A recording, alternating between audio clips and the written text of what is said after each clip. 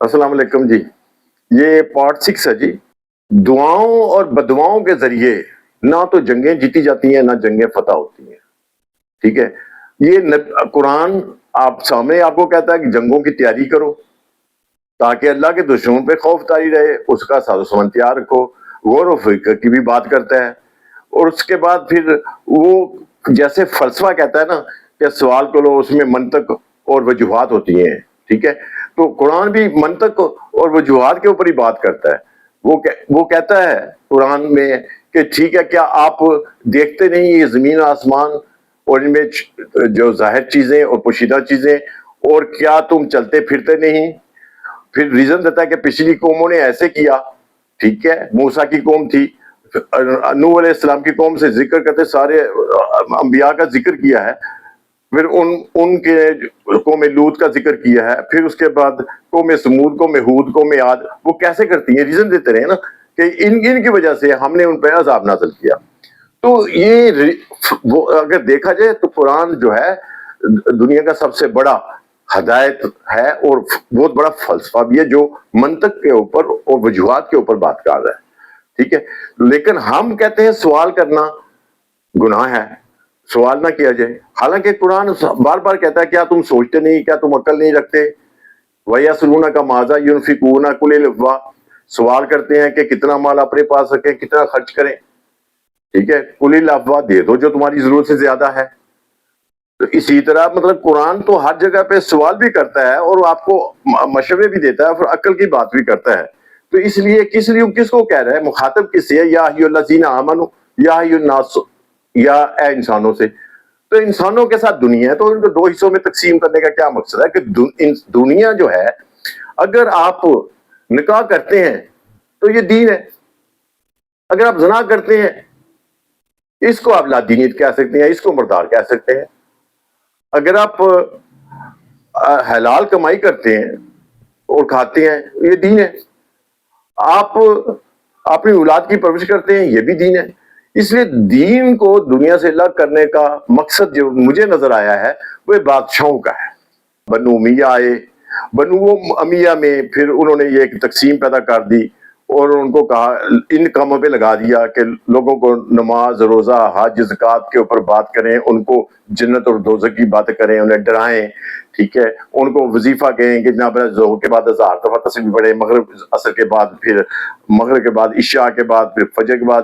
اس طرح لگا دے تاکہ ان کا دماغ ہی بند ہو جائے، سوچیں کچھ نہ، ان کو پتہ ہی نہیں چلے کہ بادشاہ کر کیا رہے ہیں، حکمرانی کیا کر رہے ہیں. ٹھیک ہے. اور ان کے خلاف کوئی بغاوت نہ اٹھے. یہ بادشاہوں کی ایک چال تھی. پھر بنو عباس کے دور میں باقاعدہ چراہوں پہ مناظرے شروع کر دیے گئے. تو یہ ساری چیزیں جو ہیں بادشاہوں کے حق میں جاتی ہیں، دین کے حق میں نہیں جاتی. تو اس لیے یہ سارا جو ہے جو بنایا ربانیت ہے یہ، اور اللہ تعالیٰ نے ربانیت کو منع کیا ہے. ٹھیک ہے. اس لیے آپ ضرورت اس امر کی ہے کہ آج کے دور کو سامنے رکھتے ہوئے نوجوان نسل کو سوچنا چاہیے، قرآن کو اپنی زبان میں سمجھیں، قرآن کو پڑھیں، قرآن کو سمجھیں، پھر اس پہ عمل کریں. اب آپ کو دیکھنا یہ ہے کہ اتنی مساجد، اتنے مدارس اور اتنے بڑے جو ہے تبلیغ کے مراکز بھی موجود ہیں، اس کے باوجود 1 لیٹر دودھ خالص نہیں ملتا. کیوں؟ اور ذخیرہ اندوزی، 2 نمبری، جھوٹ، انسانی جانوں کے ساتھ کھیلا جا رہا ہے، جعلی دوائیاں بیچی جا رہی ہیں. اور اس کا مقصد کیا ہے بھائی؟ اور یہ ساری چیزیں معاشرے میں اتنے سارے ہونے کے باوجود میں یہ کہتا ہوں کہ اگر آپ اپنا کردار ٹھیک کر لیں، اگر آپ لوگوں میں یہ خالص چیزیں ملنی شروع ہو جائیں، جھوٹ بولنا بند کر دیں اور قرآن کے اصولوں، دیے گئے اصولوں کے اوپر اور سنت کے اوپر عمل کرتے جائیں، معاشرے کو امن کا گہوارہ بنا دیں، تو جو سارے لوگ یہاں پہ آ کے اپنا مال و دولت لے آئیں، یہاں پہ کاروبار کریں، انویسٹمنٹ کریں. جس طرح آپ لوگ اپنے تمام پلاٹ، کوٹھیاں اور بنگلے فروخت کر کے یورپ، UK جاتے ہیں نا اپنا مستقبل بنانے کے لیے، تو آپ کو جانے کی ضرورت نہ پڑے، وہ سارے لوگ ادھر آئیں آپ کا کردار دیکھ کر. ٹھیک ہے. کہ اب آپ کے اوپر تو ایسی صورتحال پیدا ہو گیا کہ مسلمان پہ اعتبار نہیں کرتا کہ یہ میرا مال جو ہے کھا جائے گا، دھوکہ دے جائے گا، فراڈ کر جائے گا. مطلب اتنی ہے. اور وہ لوگ اگر ان کو آپ کے کردار کے اوپر، اچھے کردار کے اوپر آگے انویسٹ کریں، آپ تو سونے کے چمچے سے کھانا کھائیں، اتنے امیر ہو جائیں. تو بات صرف یہ ہے کہ آپ جو ہے معاملات کے اوپر آپ کی توجہ نہیں ہے، جو اللہ تعالیٰ نے کہا ہے کہ معاملات کے اوپر، اور نہ ہی آپ کی توجہ جو ہے وہ غلبہ پانے کے اوپر ہے. کہ غلبہ کیسے پایا جا سکتا ہے؟ اگر دعاؤں سے، بددعاؤں سے ہوتا تو آپ صلی اللہ علیہ وسلم کو 39 جنگیں نہ کرنی پڑتی. جنگ بدر اور جنگ احد، جنگ خندق تو آپ لوگوں کے نصاب میں موجود ہے، باقی جنگوں کا تو آپ ذکر نہیں کرتے. ان 3 جنگوں کو سامنے رکھ لیں تو پھر فتح مکہ کو سامنے رکھ لیں تو ان کو تو پھر اللہ کے نبی تھے، وہ تو اللہ کے رسول تھے، دعا کر سکتے تھے کہ لشکر جو راستے میں تباہ ہو جائے، نیست و نابود ہو جائے، تو دعاؤں کے ساتھ یہ سارا مسئلہ ہو جاتا. لیکن ایسا ہو نہیں سکتا، اس لیے انہوں نے جنگوں سے کیا. تو اگر آپ بھی اپنے حالات تبدیل کرنا چاہتے ہیں تو آپ کو اپنے اعمال جو ہیں وہ درست کرنے پڑیں گے. اپنے اعمال درست کرنے کے لیے آپ کو اپنے اندر قرآن اور سنت کے مطابق سچائی لے کے آنی پڑی ہوگی. خالص، اپنے آپ کو خالص بنانا پڑے گا ہر شعبے میں، ہر معاملے میں. بھی آپ اتنی مسجدیں بنا لیں، اتنے مدرسے بنا لیں، اتنے تبلیغ مرکز بنا لیں، لیکن آپ کے ملک پر کوئی اعتماد کرنے کے لیے تیار نہیں، آپ کے لوگوں پر کوئی اعتماد کرنے کے تیار نہیں. آپ کے جو آگے پیچھے جو ہیں وہ شراب بک رہی ہے، زنا ہو رہا ہے، کوئی روکنے والا نہیں. تو جب آپ کے اس کے سارے نتائج جو ہیں وہ مرضی قرآن اور سنت کے مطابق نہیں نکل رہے، تو اس کا مطلب خرابی تو ہے نا. اس خرابی کو دور کرنے کی ضرورت ہے.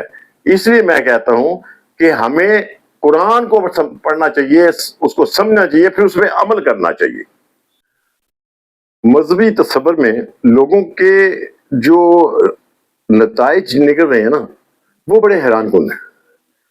کہ رمضان میں روزہ رکھتے ہیں نا، اگر میں کسی کو کہوں نا یہ بات کہ تمہاری طبیعت خراب ہے اور تم سے روزہ جو ہو سکتا ہے مکمل نہ سوکے، بیمار بھی ہو، چلو تم ایسا کرو، اس کا قضا کر لیں گے، فدیہ دے دیں گے، تم روزہ توڑ دو. تو وہ ایسی ان کی پختگی ہوتی ہے، وہ کہتے ہیں جی روزہ نہیں توڑنا جی. کیوں نہیں توڑنا جی؟ وہ اللہ دیکھ رہا ہے. مجھے میرے ذہن میں آیا کہ اللہ روزہ توڑنے کو تو دیکھ رہا ہے، تو جو ہم جھوٹ بولتے ہیں اس کو نہیں دیکھتا؟ جو دودھ میں ملاوٹ کرتے ہیں اس وقت اللہ نہیں دیکھتا؟ جو لوگوں کو دھوکہ دیتے ہیں اس کے روزے کو اس وقت اللہ نہیں دیکھتا؟ جس وقت ہم ذخیرہ اندوزی کر رہے ہوتے ہیں اس وقت نہیں اللہ دیکھتا؟ جس وقت ہم جعلی دوائیاں فروخت کر رہے ہوتے ہیں اس وقت اللہ نہیں دیکھتا؟ جس وقت انسانی جانوں سے کھیل رہے ہوتے ہیں اس وقت اللہ نہیں دیکھتا؟ جس وقت آپ انسان کی اعضاء کو نکالتے ہیں پھر فروخت کرتے ہیں اس وقت اللہ نہیں دیکھتا؟ عام اگر دیکھیں روزانہ لوگوں کے گھروں میں دودھ آتا ہے، اس دودھ میں کیمیکل والا دودھ بھی ہوتا ہے، اور زہریلا ہوتا ہے اور بچوں کے لیے زہر ہوتا ہے وہ، لیکن وہ اتنی ہے وہ ملاوٹ والا بیچتے ہیں. اس وقت انہوں کو اللہ نہیں دیکھتا، صرف روزہ توڑتے وقت اللہ دیکھتا ہے. یہ تصور روحانیت نہیں تو اور کیا ہے یہ کہ اللہ دیکھتا ہے تو ہر چیز کو دیکھتا ہے. اگر یہ ڈر خوف ہو تو پھر یہ معاشرے میں جو ہے نا یہ عدل نہ ہونا، انصاف نہ ہونا، ملاوٹ، یہ جو معاشرے میں جتنی بھی گندگی ہے نا یہ نہ ہوتی.